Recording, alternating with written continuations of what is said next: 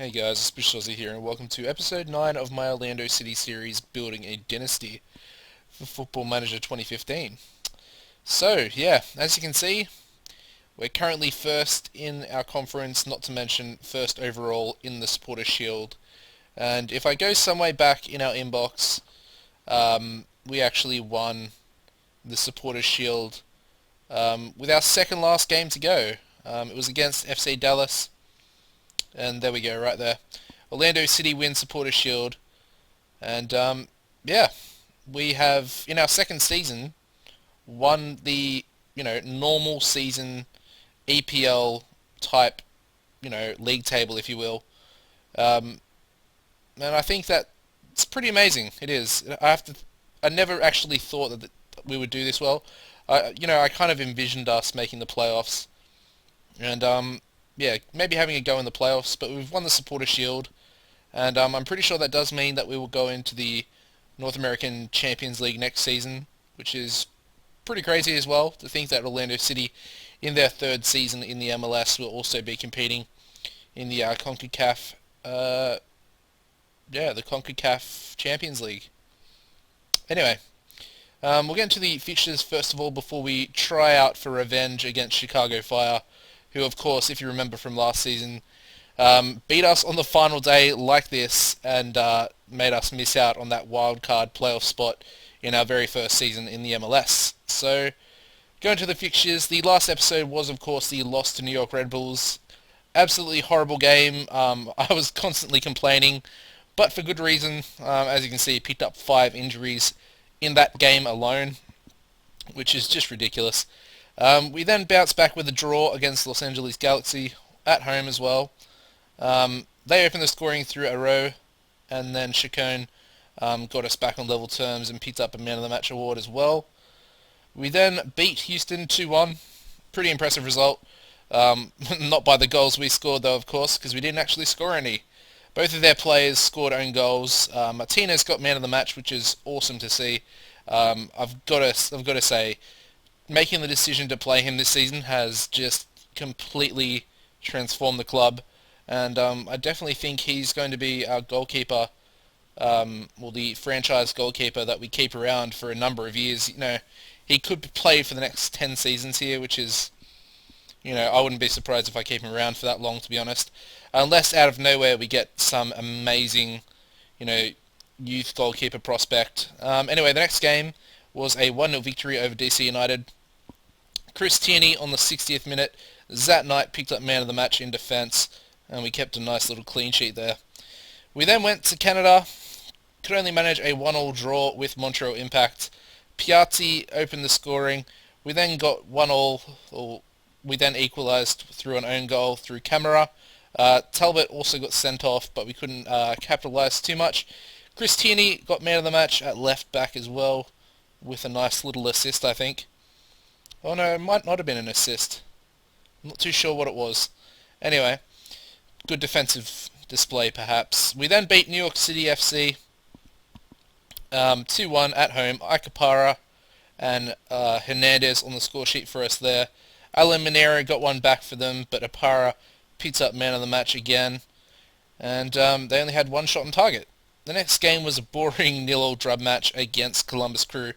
Away from home as well. I mean, to keep a clean sheet is probably the only thing that I can say, is a decent, point from that game, I suppose. We then beat Philadelphia, Union, 1-0 at home.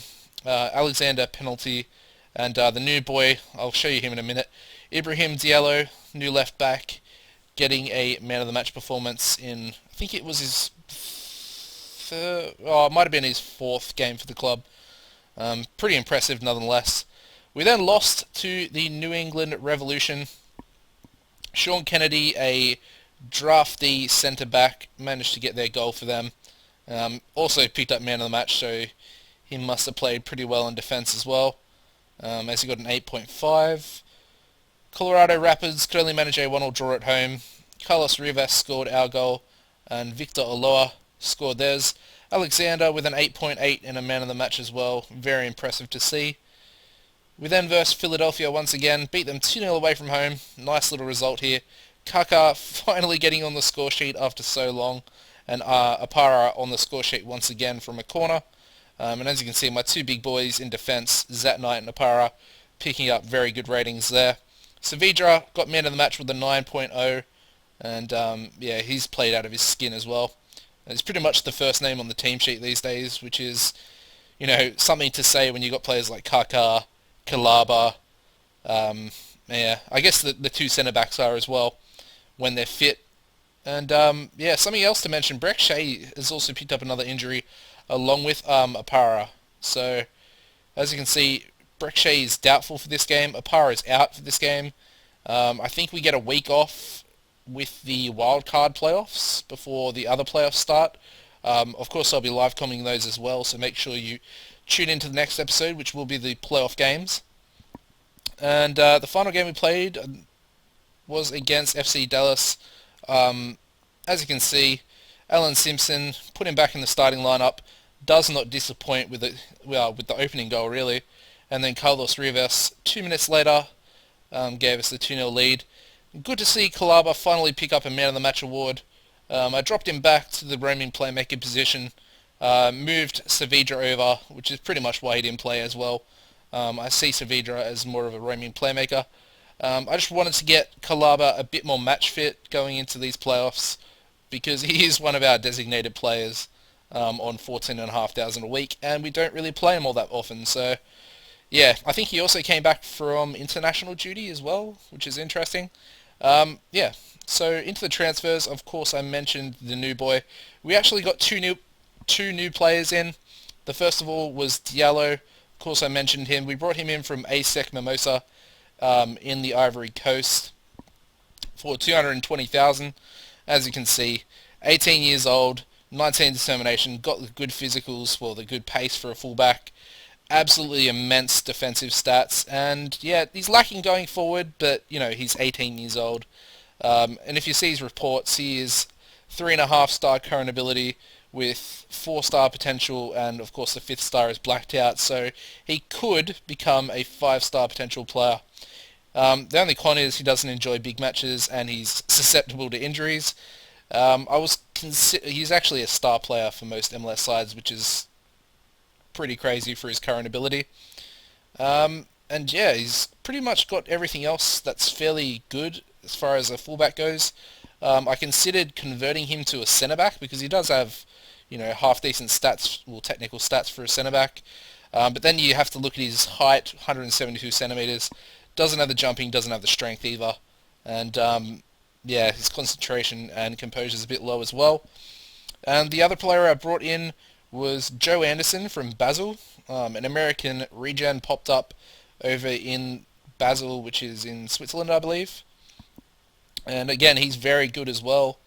I tried to sign him, but he wasn't interested, or they weren't interested in selling him to me. As you can see, that both young boys have pretty much the same potential and the same current ability, which is interesting, although he has a lower... Oh, never mind. I don't know what I'm saying there. He's a leading player for most MLS sides, whereas Diallo was a star for most sides, I believe. Let me just check this once more. Yeah, current ability, star player. So, yeah, I tried to sign him, could only get him on loan. They wanted, I think, 8 million for him as a future fee. Obviously, I don't have that type of money. So I thought in my head, you know, what way could I actually get him to the club? His contract expires in... Well, it expires next year in June, at the end of June. And I have him on loan till basically the end of December. So by that time, he'll have 6 months left on his contract. I'm going to try and re-sign him. Hopefully he doesn't sign a new contract with him. And if I can get him on loan again, the loan will be for 6 months and then his contract will run out. And hopefully I'll be able to sign him on a free transfer. We'll see how that goes. I don't understand how he went for a free transfer to Basel. The under-21s, obviously Basel's under-21 team. And then, yeah, did that and then played for... Yeah, I'm confused. I'm not sure if other foreign teams can actually sign players from the draft system. because that's a draft team. I know it is. And obviously I can't, or any MLS teams can't sign players from them. Anyway, I'm rambling on. The only player we actually let go of two players. Had to let go of Joe Bullen simply because I needed the squad registration space for Diallo. I think you can only have 10 senior reserve players or some type of contractual decision. You get them all the time in the MLS, and sometimes you just have to make them work. I waived him before the waive end period came in, and obviously if that happens, then the player, if you waive them after that time, the player still counts to the salary cap. So I got him in before that happened. Got Diallo in. He went to the Tampa Bay Rowdies, which is a good move for him.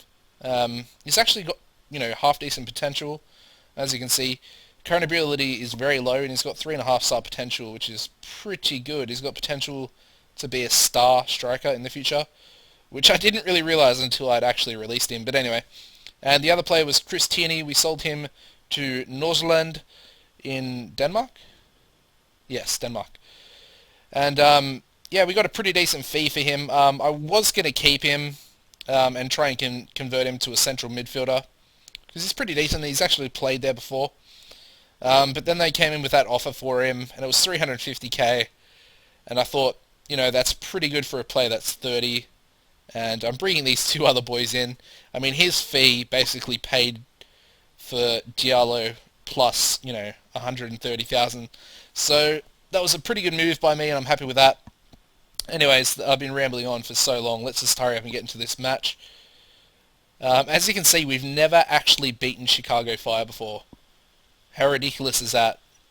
They're pretty much our bogey team. The other thing I should mention that you didn't actually see there, I sold Tally Hall. Obviously he was sitting on the bench, not really doing anything. 31 years old he is now, and Los Angeles came in with a first round draft pick for the Super Draft, and that was pretty much exactly what I was looking for. I think it was actually Dallas's draft pick they had, so they must have been doing some training before that, and yeah, I'd prefer Dallas's pick over Los Angeles because the Galaxy have actually made the playoffs, so, and I believe that the FC Dallas hasn't, so yeah, obviously the lower they are, the higher the draft picks, so I hope you guys know that. Anyway, going into this last game, Alexander's just come back from injury. I mentioned Shea and Apara. So the starting lineup today is going to be Martinez in goals. Alston gets back in. He's had a few games and impressed me the last 2 games because he was complaining about first team football, and he's no longer complaining about that. So we've got him at right back. We've got Zat Knight and Redding as our 2 centre backs, obviously replacing Apara. We've got Diallo, the new boy, at left back. We've got Kalaba as our roaming, Saavedra as our deep lying, Kaka sitting in front of them as our advanced playmaker. Wingers today will be Simpson and Hernandez, who I'm thinking about training as a left winger. He's, fairly competent there, but I'd like to make him, accomplished, at least screen.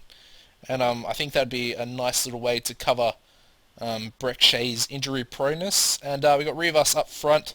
Bench today, we've got no goalkeeper, always risking it for the biscuit there.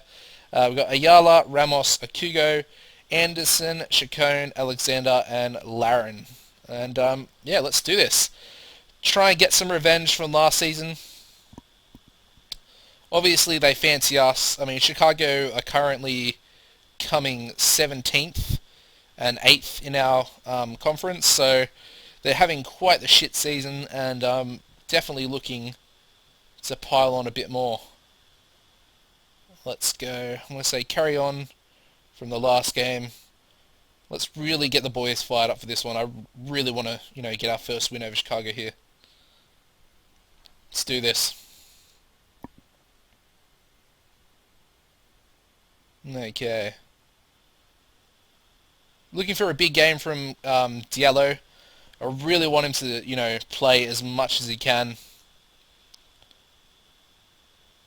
Because he is a wonder kid, let's face it. You guys saw him. I mean, as far as an Ooh, good save, Martinez.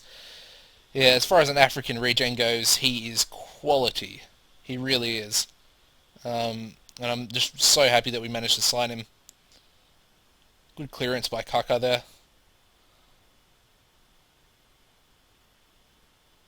Chicago moving the ball around. We really need to try and press him here and win it back. There we go. Redding gets it. Saavedra to Kalaba. Oh, he latches onto that brilliantly. Kalaba plays it forward but gives it away. Which is, oh, Duty. That's a brilliant name. And that's a poor header by Alston there. Aruti's actually a half-decent striker. The Chicago front man. And that's a horrible shot by Akam. Oh, that was bad. Martinez now. Oh, plays out short to Alston. He's such a quality keeper, he really is. That was probably one of the best buys I think I've actually made on this series so far.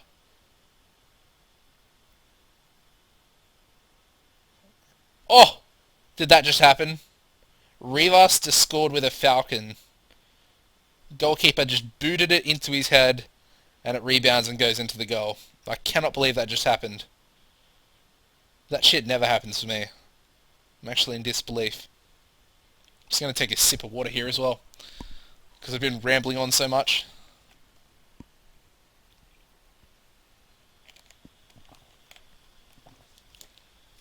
Apologies if you could hear me drink them. Simpson. That's a poor cross. Simpson's actually in line for Rookie of the Year as well, which is pretty good. He actually looks like he should win it. He's got the highest average rating out of the three players.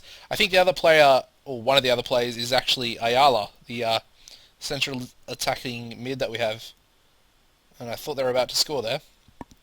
But yeah, he's also another one of the players, although he hasn't really played much since Kalaba got back from his injury. And awesome, Kaka has now picked up a knock as well. Exactly what I wanted there. And I'm going to swap Kalaba and Alexander there, and hope that that works a little bit better. Apologies if you can hear my dog bark in the background as well. He likes to do that when I'm live comming, making an episode.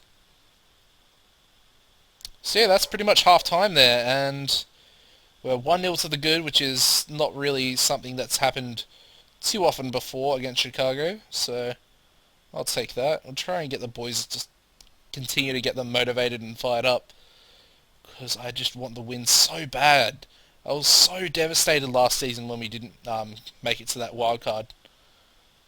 I honestly thought it was ours. I totally misjudged the situation.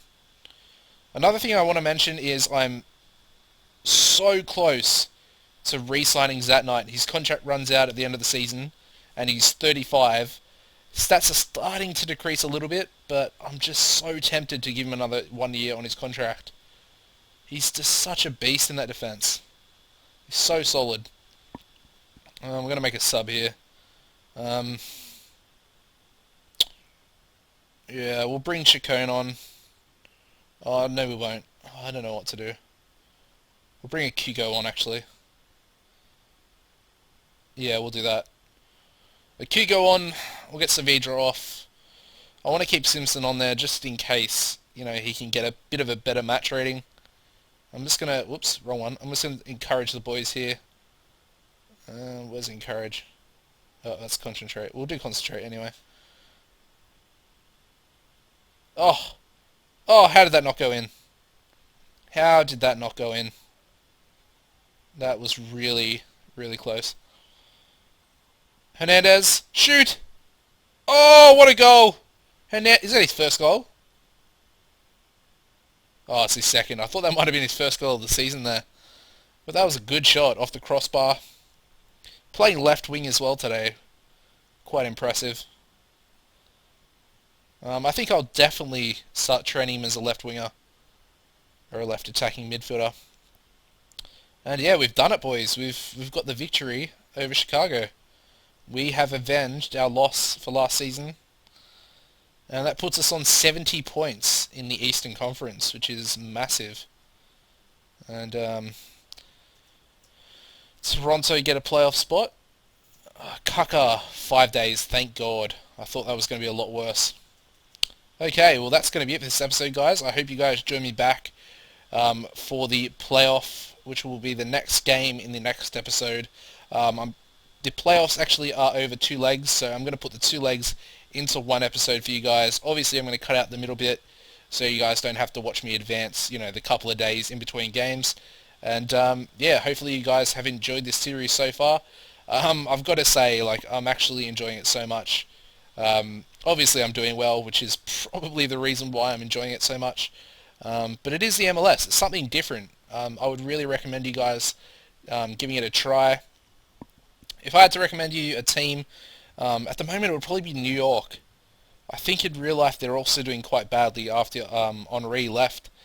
They had a good season last year with Henri and I think Bradley. What's his name? Let's have a look at his name. Um, yeah, Bradley Wright Phillips had an awesome season last year. Maybe not. 14. Uh, uh, I don't know. But he had an awesome season. Him and Henri were just on fire. And he actually got a designated player contract, which is a bit of a waste if you think about it. He's only, what, £400, which would be, what, like seven... I don't know, it'd be about the same. It'd be about, yeah, $400 or pounds or whatever, higher than the other... I don't actually know what I'm talking about. Anyway, that's going to be it for this episode, guys. Basically, what I meant there is money could be better spent elsewhere if he would take a bit of a pay cut. So yeah, that's it for this episode, guys. Join me back for the playoffs. It's going to be pretty crazy, and I'm really looking forward to it. Goodbye.